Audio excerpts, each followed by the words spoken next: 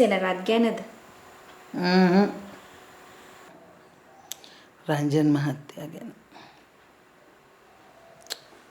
මොකක්ද අම්මේ? තාම මගුලක් කතා කරාද? තව මගුලක් නෙමෙයි.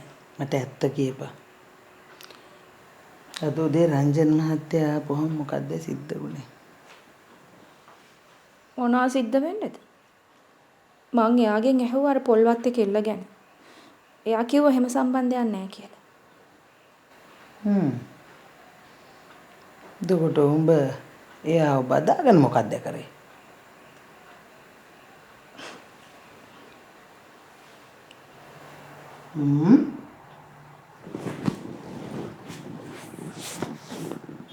මට ඇත්ත කියපන්කෝ. මොකක් හරි හදියක් කරන්න හැදුවද?